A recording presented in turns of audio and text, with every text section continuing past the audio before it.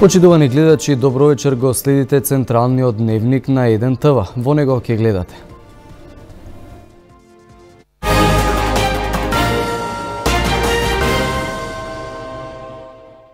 Пендаровски потрошил најмногу пари во досегашната кампања. Следува Силјановска, а река далеку зад нив.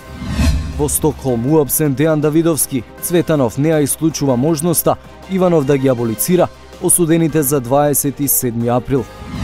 Имаат ли граѓаните и државата бенефит од иновациите кои ги поддржа фондот? Гостин во дневникот директорот на ФИТР Јован Деспотовски. Евдовски тврди македонската економија закрепнува, опозицијата обвинува за партиски тендери и криминални иновации. Комората на психолози го осуди на вредливиот коментар на Хаджиевски. Во вторник одлука дали во Македонија ќе се прогласи епидемија на морбили. На 65 годишна возраст почина Алајдин Демири.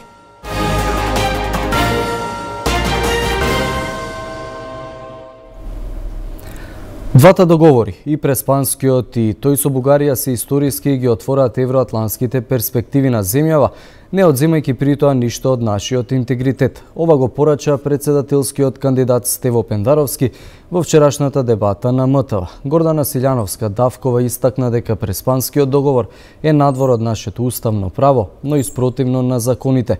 Блерим Река пак кажа дека Преспанскиот договор е компромис кој го отвора патот кон Европската унија и НАТО интеграциите. Македонија била од секогаш дел од Европа, географски, политички, културно, освен можеби за време на комунизмот и за време на Отоманската империја, и таму е вистинското место. И јас и физички, и духовно, и професионално одамна сум во Европската унија, членувајќи во сите меѓународни организации од мојата професија. Но мислам дека за секоја политика, внатрешна или надворешна, потребно е да имате свест и посветеност на националниот интерес. И јас секогаш ќе се водам од националните интереси и во регионалните односи, и во европските односи, и во меѓународната политика. Никогаш нема да бидам субмисивна. Како ќе влезете во Европската унија ако сте против договорот со Бугарија? Таа е против договорот со Бугарија. Како ќе влезете во Европската унија ако сте против договорот со Грција, така наречениот Преспански договор? Како ќе направите добрососедски односи кои се така наречена регионална клаузула од 97-ма, базичен предуслов воопшто да фатите пат према Брисел и да разговарате за евроатлантски интеграции? Без соработка со соседите вие не можете да соработувате директно со западноевропските држави. Значи, ако имате експлицитен став, негативен и за Преспа, и за договорот со Бугарија, вие зборувате само празна политичка реторика без политички ефект во корист на овој народ и на оваа држава. Зашто мислам дека во Македонија во моментот има дефицит на владење на правото? Затоа што ние мисливме дека од 2016 во Македонија ќе се отвори еден процес во кој законот, а не поединецот ќе владее со државата, но за жал ние гледаме дека се уште имаме селективна правда, се уште немаме ниту еден завршен судски процес со правоснаžна судска одлука за мегаскандалите за корупција.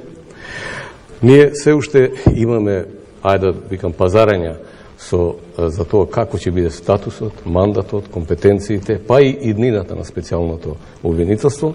И мислам дека ние може да се занимаваме со филозофски теми, со меѓуетнички односи, со национализам и така натаму. Но ние треба прво да направиме државата да владее кај што владее законот.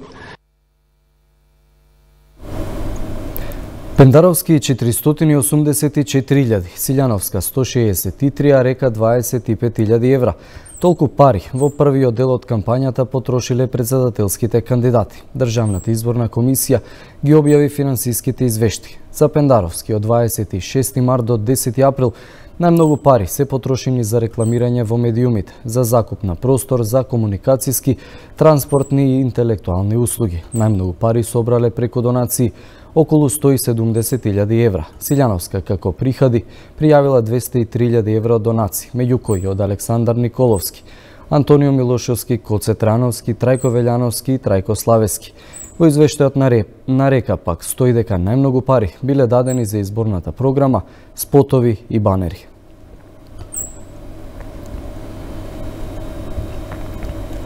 А колку во 20-дневната кампања може да се променат рейтинзите на председателските кандидати и што има пресудно влијание? Дали телевизиските соочувања, средби со граѓаните, слоганите, билбордите, гафовите на представниците? На оваа тема уредничката Јадранка Костова разговараше со тројца пиар експерти: Петар Арсовски, Ангелка Пеева Лауренчич и Никола Спасов. Оваа кампања е таква каква што е, затоа што прво е континуитет на нешто што се случува од референдумот на ОМУ и нешто што го практично забетонираат двете главни партии ВМРО, ДПМН и СДСМ. Едното е за и поддршка на процесите кон Европска унија преку договорот со Преспа и другото е против. Проблемот е што при така јасно и ова прашање направи многу сериозна поделба во гласачкото тело кај нас, како што не може да подели ништо друго кој што не успеало да подели до сега. А анализите покажуваат дека има два јасно поделени кампуси, едниот кој што смета дека договорот треба да се поништи и да се почне од почеток, другиот кој што смета дека договорот треба да се само за да се надоврзам на тоа. Работата дали може или не може да се смени, проблемот е што не влегува во тие два наративи и сега практично многу се мали нијансите тука внатре кои што може да се поместат, затоа што во основа пораките се веќе длабоко втемелени во работата. Ако нешто недостасува како колорит во самата кампања, зашто се тие луѓе кои што треба нив да ги подготват за јавен настап, за пораки, за начин на испорака на енергијата што треба да ја пренесат. Ако нешто било добро, треба да се следи тој пример. Ние сега најлесно ја кажеме, немаат енергија, Пендаровски и Силјановски, тоа е тоа. Не е така. Што работат тимовите позади нив? Не е само да се сними спот, плакат и билборд и пушти го кандидатот како ќе испорача и што ќе испорача. ВМРО ДПМН ќе биде во одлука и тие ако ги бойкотираат изборите сигурно нема да успеат. Барем во вториот крug. Дали сакаат да бидат одговорни за тоа, бидејќи точно е тие со тоа ќе предизвикаат криза, меѓутоа истовремено на себе ќе навлечат гнев од повеќе политички центри, не само домашни, и од граѓаните, кои може да се случи да им се врати тоа како бумеранг, да ги доживеат како некој кој е причинител за долготрајна нестабилност на државата, на политичкиот систем. Антикорупцијската комисија одби 8 од 9 приговори поднесени од ВМРО ДПМН за прекршување на законите од распишувањето на председателските избори. Со право се будат лоши асоцијации. Сите изминати циклуси поминати во комисијата од моето искуство, овој пат сите приговори се безпрекорно направени со сите елементи на документ по кој што ние можеме да работиме без никаков проблем, вели членот на Државната комисија за спречување на корупцијата Софија Пејовска-Дојчиновска. Сите приговори се безпрекорно формално направени со сите елементи на документ по кој што ние можевме да работиме без никаков проблем. И одговор на вториот дел од вашата дилема. Не би се согласила зашто доаѓам од оваа страна, нели, кој што треба да ја брани позицијата, но со право ја имате таа констатација и верувам и граѓаните.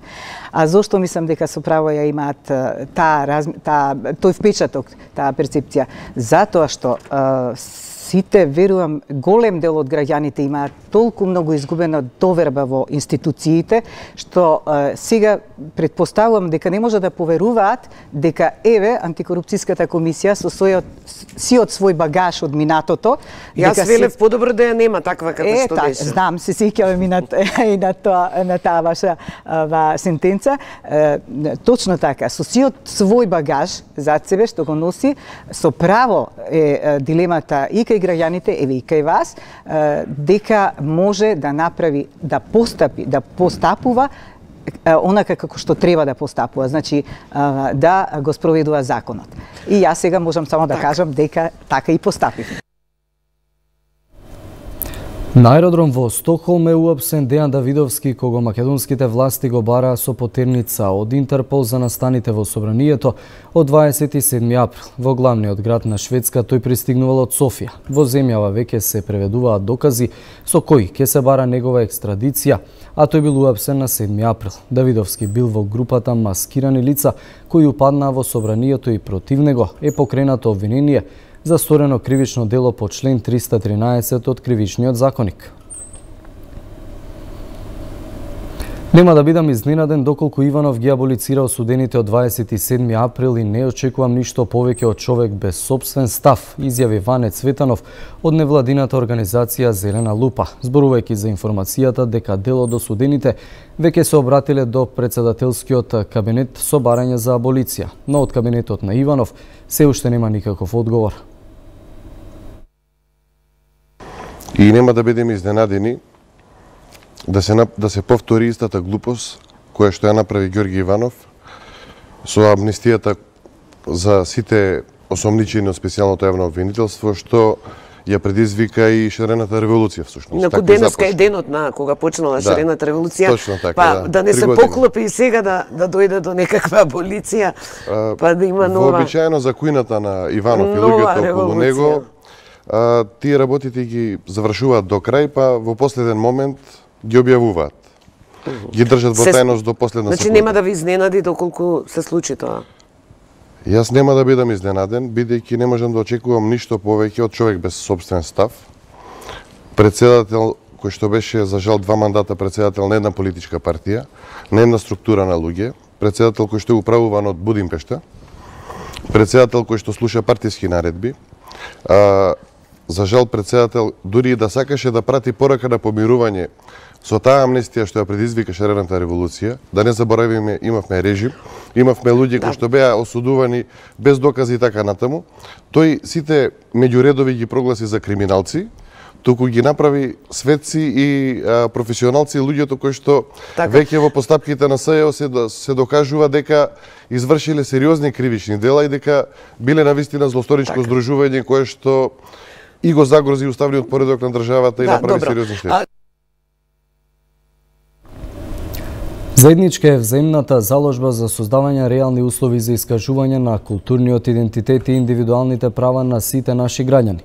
Председателот на владата Зоран Заев денеска присуствуваше на свеченоста по повод 11 годишнината од основањето на бугарскиот културен клуб во нашата земја, каде во своето обраќање потсети дека со договорот за пријателство, добрососедство и соработка меѓу двете земји покажавме дека таму каде што има политичка волја и идеја за прогрес, отворените прашања лесно се решаваат. Со договорот за пријателство, добрососедство и соработка помеѓу Република Северна Македонија и Бугарија, покажавме дека таму каде што има политичка волја и идеја за прогрес, отворените прашања лесно се решаваат, рече премиерот Зоран Заев денеска во обраќањето на свеченоста по повод 11 годишнината од основањето на бугарскиот културен клуб во земјава. Според Заев, двете земји направиле историски чекор напред. Во договорот нема дилеми дека се работи за двете држави и двата народи. Се договоривме да се определиме заедно, да ја спречуваме недобронамерната пропаганда, доколку се појави внатре во државите, а е имало колку сакаш во минатото, заедно да бидеме против говорот на омразата и заедно да го поразиме национализмот. Заедно го поставивме минатото како темел на еднината. И со тоа отворивме пат за стабилност и развој за двете држави и за целиот балкански регион.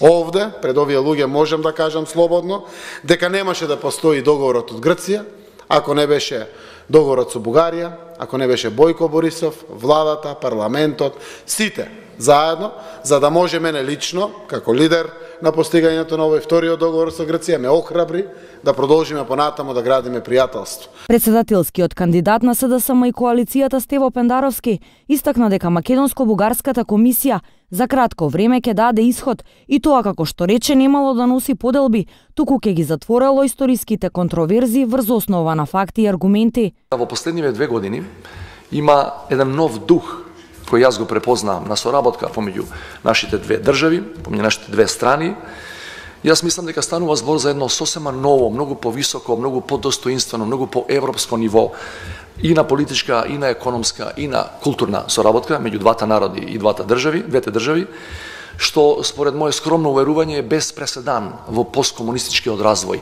и на Бугарија и на Македонија. Бидејќи сме во изборен период, ќе ми дозволите да се реферирам на тоа, ако ја добијам на следните избори довербата на граѓаните на Република Северна Македонија, јас ви гарантирам дека тоа така и ќе остане. Меѓу гостите на одбележувањето на годишнината на Бугарскиот културен клуб беа и поранешниот председател на Бугарија Росен Плевнелиев и председателот на управниот одбор на Сдруженијето Лазар Младенов, кои порачаа дека темата за бугарите во Северна Македонија не е веќе табу и дека веруваат во искрените настојувања за градење на едно општество за сите.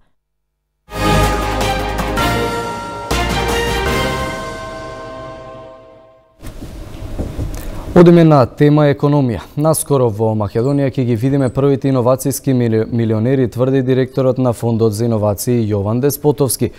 Со него разговараме вечерва во централниот дневник на 1 ТВ. Господине Деспотовски, добре дојавте во студиото на 1 ТВ. Што сакате да кажете со ова дека во многу скоро време во Македонија ќе ги видиме првите милионери и иноватори? Две пораки главни. Првата порака е дека Македонија веќе не е изолиран остров. Македонија е дел од глобалните трендови. Развиените светски економии вложуваат во иновации, вложуваат многу средства во иновации и технолошки напредните нации веќе имаат одредено искуство 25-30 години вложувајќи во овие програми.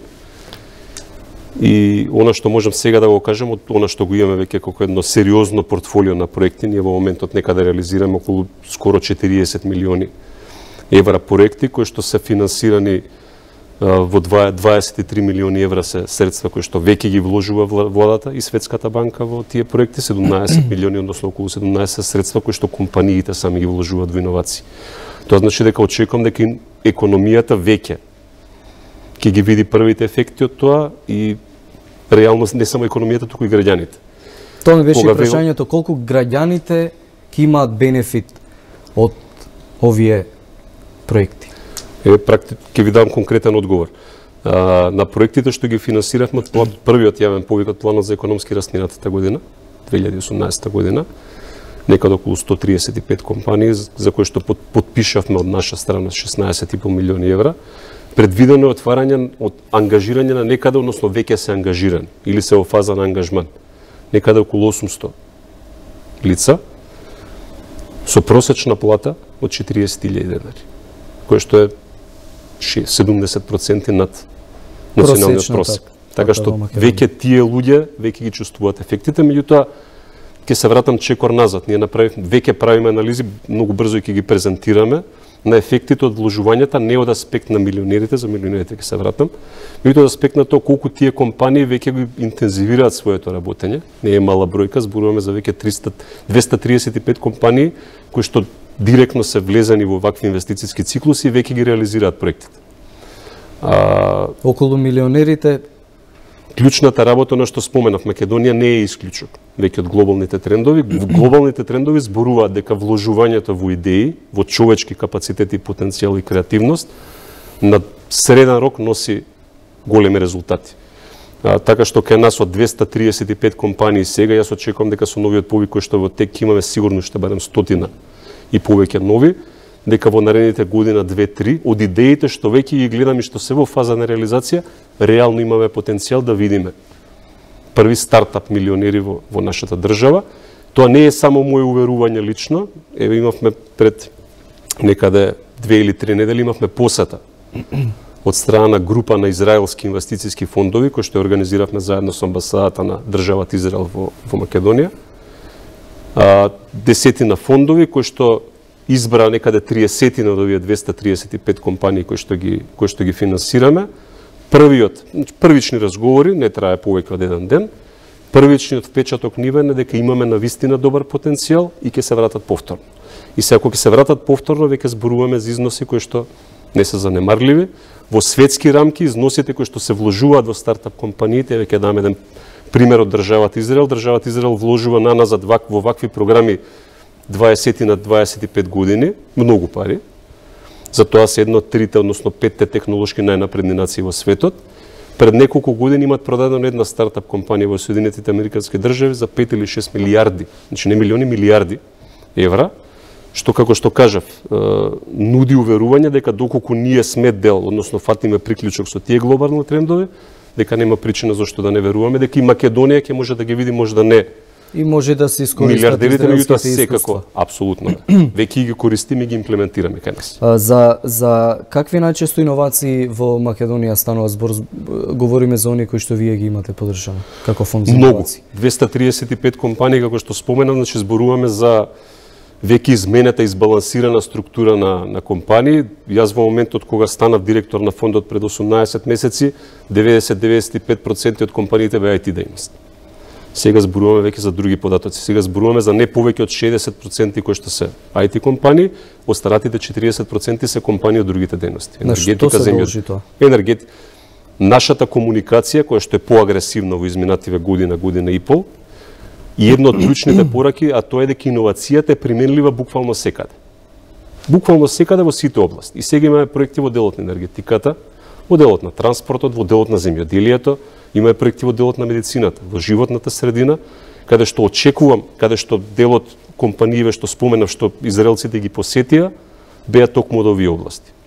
Така што многу практични работи, за кои што, како викаат луѓето, како ја не се сетив за ова, ова е стварно едноставно. Да, меѓутоа, таа едноставна работа носи крупна придобивка во секојдневното живење. Утре ќе промовираме еден од проектите кој што е поврзан со многу едноставна работа, тоа е здрава храна. Многу едноставен пристап кој што има голема додадена вредност и за кој што секој граѓанин ќе има придобивка. Ќе го види на полиците во најблиските супермаркети. За каква иновација станува збор? Станува збор за иновативен пристап во како се вика, иновативен пристап и методологија во зреење, односно во садење и Растење, да, извинете. Растење на салати, свежи салати, кои што си имати свој пристап кон пакувањето, значи од моментот на семето, кое што е само по себе, да кажеме, нова формула, до целиот процес на садење и растење и до моментот на пакување и презентација пред крајниот потрошувач, кој што точно знае целиот пат на салатата од моментот на, да кажеме, од моментот на зачнување на семето до моментот дека дојде до. Споменавте дека сте година и пол на функцијата. Колку средства досега од страна на фондот се дадени на вакви компании? Па јас споменав, во моментот кога дојдов, за жал имавме ситуација каде што веќе имаше обезбедено странски фондови, кои што не беа искористени ниту со 10%. Она што успеавме, како што кажав, со отварањето кон домашната економија, бидејќи ние доминантно финансираме домашни компании, еден од клучните услови во нашите повици компанијата биде во доминантна домашна сопственост. Тоа е многу важно. Тоа значи дека сите овие инвестиции за кои што јас зборувам сега, како што кажав, обемот е некаде околу 40 милиони евра, нешто под 40 милиони евра, почнати во изминативе 18 месеци, се доминантно во домашната економија. Така што од некои обемни инвестиции од некаде нешто под 1 милион евра, кои што беа пласирани во моментот јас кога стапив на функцијата директор, сега сме во моментот на некаде, како што спомена, 22-23 милиони, кои што се потпишани или се во фаза на потпишување ќе бидат пласирани кај домашната економија. Она што можам да го кажем, имаме јавен повик во тек за комерцијални. Да, тоа ми беше и следното прашање.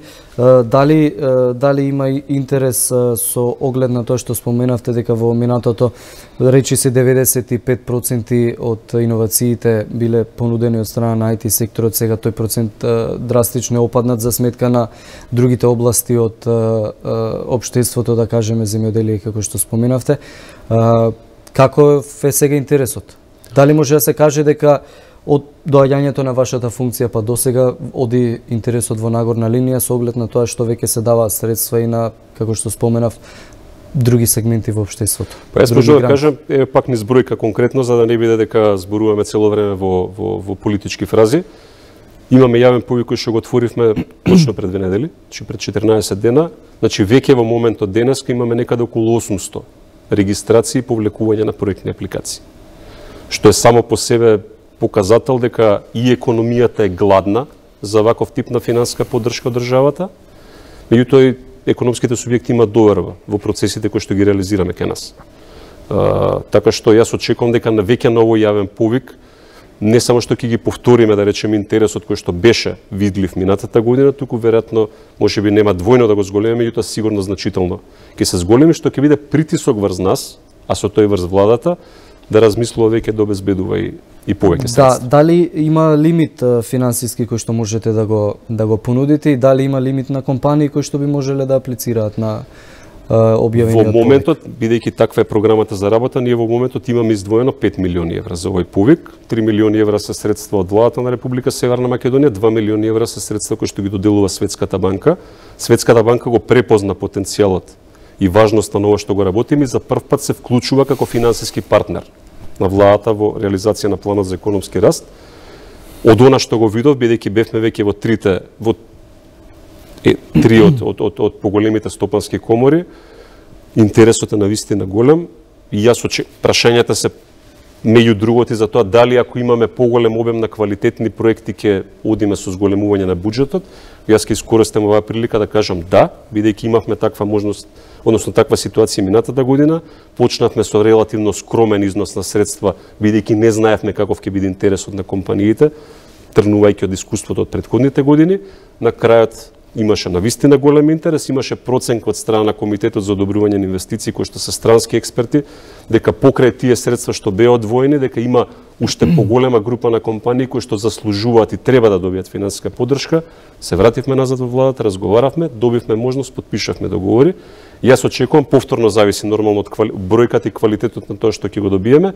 Првично, од она што можам да го видам од контактите што ги имаме со стопанските комори, со деловните субјекти што доаѓаат кои нас ја користат техничката помош, дека и овој пат ќе имаме не само голема бројка, него голема бројка на квалитетни, добри, сплатливи проекти, што пак кажам ќе направат позитивен притисок од фондот да понатаму, низ структурите на владата, премиерот, вице-премиерот задолжен за економски систем, Министерството за финансии, да бараме дополнителни средства. Лично верувам дека овој начин на финансирање на трошење на буџетските пари е многу подобар од колку одредени други јавни расходи, така што ќе се залагам, додека сум директор, да можеме да пласираме што е можно поголем обем на пари овдека. Ограничување се надевам дека нема да има, бидејќи политиката на владата е да поттикнува економски раст. На крајот од овој разговор би ве прашал за случајот кој што крена доста прашања во јавноста, кога беа делени средства од страна на Фондот за иновации. Тогаш излегува доста информации дека неколку од компаниите кои што аплицираа беа блиски на сегашната власт, на луѓе блиски до власта, актуелна до минатата власт. Што се случи со овој случај? Дали некој од нив ги повлекоа апликациите и ги вратија парите? Прво, не ги вратија парите, бидејќи не ги доделивме парите за да ги вратат. Нашата политика е дека доколку се отвараме и сме достапни до поголем број на економски субјекти, нормално е во економија како македонската да се појават и вакви случаи. Ние тоа го викаме породилни болести. Она што можам да го кажеме дека веднаш, значи, транспарентно се објавува и повикот и критериумите и оние што треба да добијат финансиска поддршка пред да ги потпишат договорите, ги објавуваме јавно. Кај сите медиуми и на нашата веб страница. Не е тоа затворен систем каде што ние потпишуваме договори па си ги криеме, па си ќутиме, па никој не значи. Сите точно знаат која фирма колку средства добиват фондот, колку средства вложува самата и за што точно се даваат парите, што е многу важно. Че транспарентност е нешто на кое што вложуваме многу од самиот почеток и заради тоа и довербата која што ја споменав и заради тоа интересот од повеќе од 800 апликанти кои што во моментот изразили интерес. Да. Развивме посебен протокол за проценка на риск за овие ситуации, кој што беше подготвен и зборуваме за 4 компании вкупно од 135 колку што добија средства, значи зборуваме за 3% вкупно. Од сите оние кои што успешно аплицирале, беа условно спорни случаи, јас потполно разбирам реакцијата на јавноста, меѓутоа веднаш реагиравме.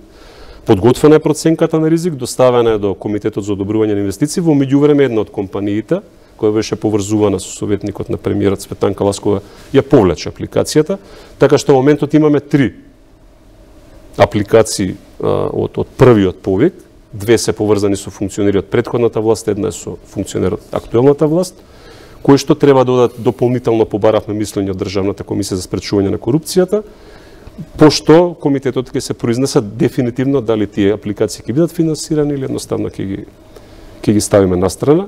Она што е многу важно што сега после тој случај за сите наредни повици, пошто реализиравме уште 3 во меѓувреме, задолжително е за секоја компанија апликант да достави посебна изјава при аплицирањето дали во својата сопственичка структура има носител на јавна функција или не.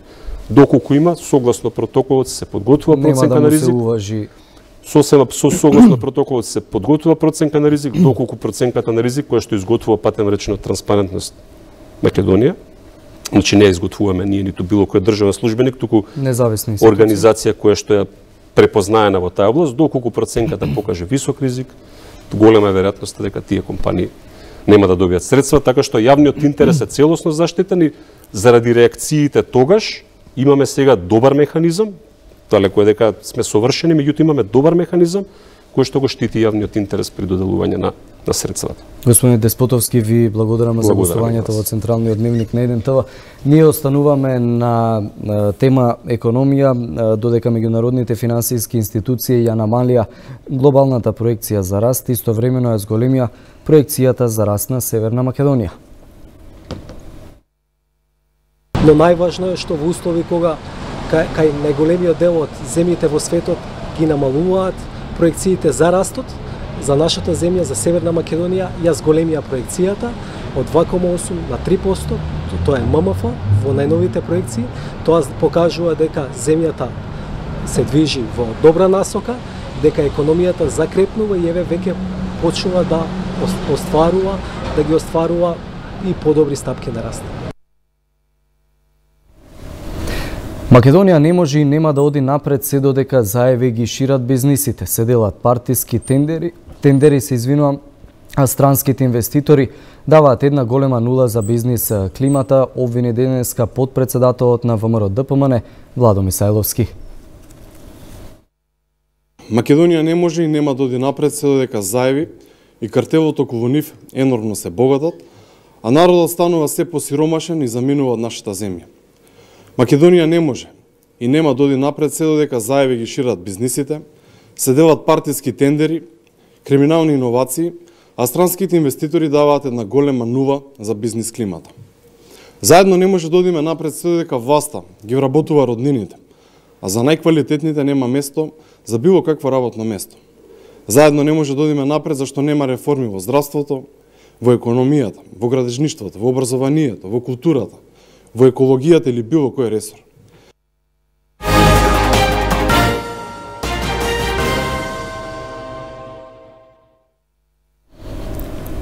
Навредлив коментар на член на Комората на психолози објавен на Facebook предизвика лавина реакции на социјалните мрежи.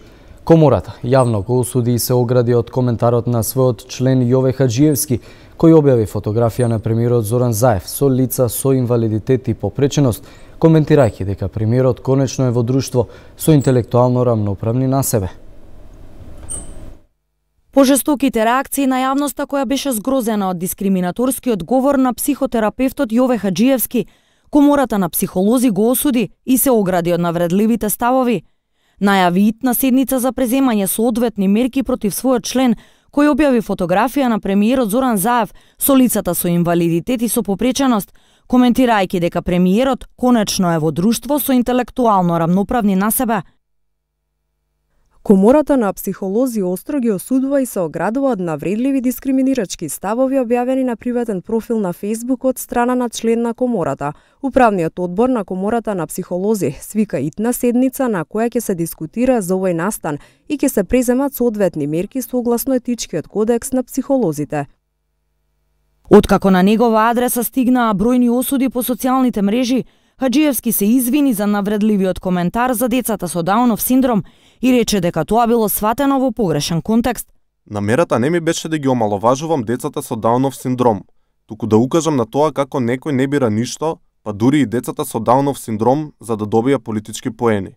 Јас сум работел со деца со Даунов синдром и знам колку се тие емоционално топли и мили, но во постот тие не беа цел, туку политичарот кој ги користи во своји себични политички цели. Јавноста пак бара одговорност. Се побројни се барањата да му се одземе лиценцата за работа како психолог и итно да се преземат мерки за ваквото однесување. Срамно е овој човек да се нарекува психолог, се дел од реакциите на граѓаните. Јове Хаджиевски е психотерапевт и председател на Интернационалниот Гешталт институт во Македонија.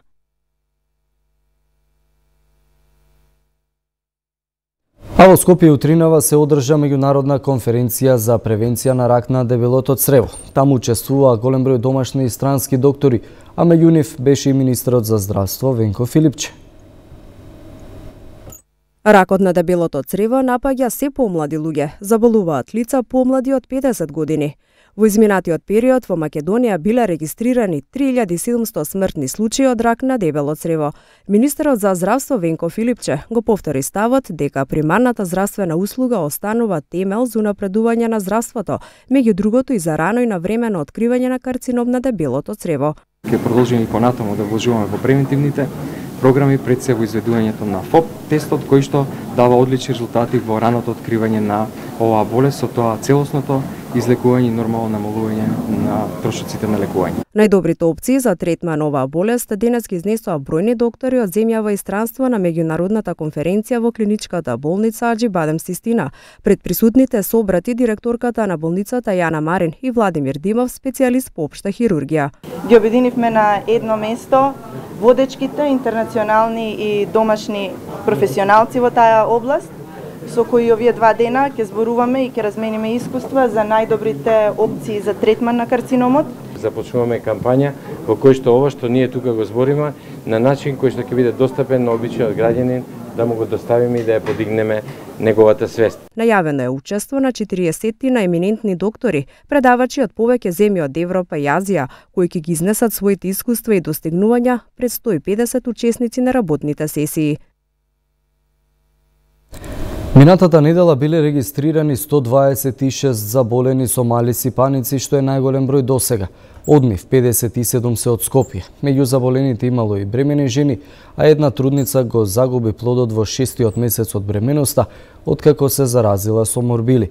Досега од мали сипаници се разболеле и над 100 здравствени работници. Министерот за здравство Венко Филипче вели дека бројките не се изненадување и дека епидемиолозите тоа го предвиделе. Тој вели дека се подготвени капацитетите на инфективна клиника и еден одел од детската болница. Во вторник пак Комисијата за заразни болести ќе одлучува дали ќе прогласат епидемија во цела држава. Надлежните апелираат луѓето да се вакцинираат, а од почетокот на епидемијата се регистрирани околу 1000 случаи на заболени од морбили.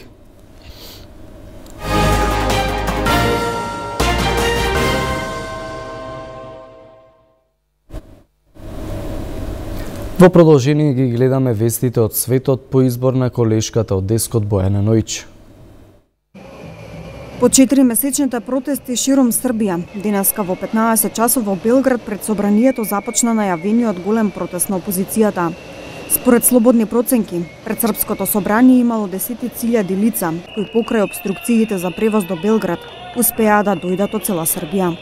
Од друга страна, уште од синоќа во Српскиот парламент, но и во градското собрание на Белград, како и во општините, се наоѓаат пратеници од владеачките партии кои ги бранат овие институции од како што велат упади на насилници. Во Српското собрание присутни се и полициски сили.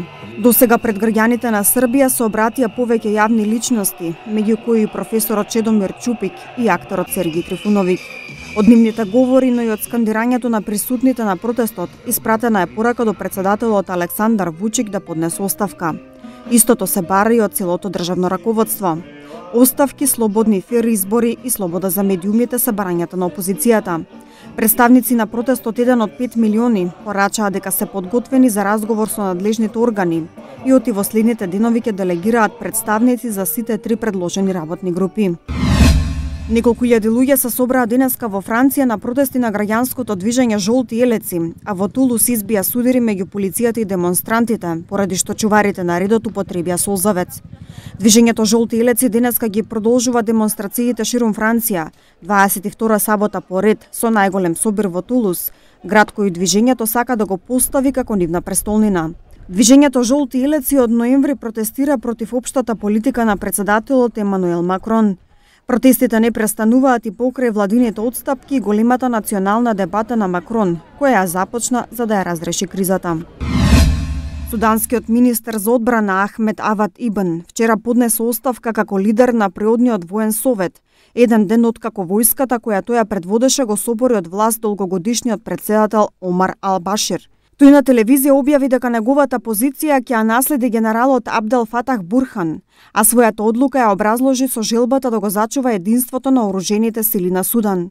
Новиот шеф на Суданскиот воен совет денеска изјави дека повторно ќе воспостави цивилна влада, откако ќе се консултира со опозицијата и вети дека преодниот период ќе трае најмногу 2 години. Генералот Бурхан го укина полицискиот час и нареди ослободување на сите затвореници осудени по итни закони, донесени од соборениот претседател Омар Ал-Башир. Суданската полиција соопшти дека за време на протестите во текот на претходните 2 дена се убиени најмалку 16 лица, а 20 се повредени. Причината е материјална штета врз државни и приватни објекти. Американскиот претседател Доналд Трамп тврди дека неговата најстара ќерка Иванка потенцијално би можела да тргне по неговите стапки и да се кандидира за шеф на државата. Трамп во интервју за Атлантик изјави дека ако Иванка реши да се кандидира, никој не би можел да ја победи, а како една од подобрите нејзини способности било таа што останува смирена дури кога работи под голем притисок и стрес. Нарекувајќи ја природен дипломат, Трамп нагласи дека таа би била одлична и во Обединетите нации, но додаде дека поради јавноста се откажал од идејата да ја предложи за претседател на Светска банка. Иванка Трамп, која моментално е висок советник во кабинетот на својот татко, долго време беше предмет на голем интерес. Кога првпат влегла во Белата куќа, некои ја оцениле како поумерена по природа во споредба со импулсивното однесување на нејзиниот татко, сугерирајќи дека би можела да му влијае околу прашање за климатските промени и правата на ЛГБТ заедницата.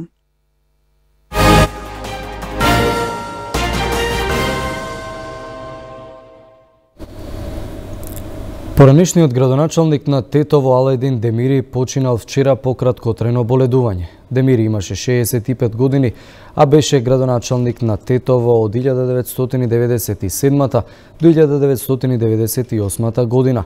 Од 1973 до 1977 година студирал социологија во Сараево. Работниот век го почнува како новинар во редакцијата на албански јазик на македонската радио-телевизија. Бил и професор во средно училиште, како и вработен во градската библиотека. Од 1995 година се вклучува во политиката како член на партијата за демократски просперитет. Подоцна, во 1997 година како кандидат на Демократската партија на албанците, стана градоначалник на Тетово. Почитувани гледачи, ова беше последната информација во Централниот дневник. Следното информативно издание е за 2 часа, а во меѓувреме информирајте се на 1tv.mk. Имајте пријатна вечер.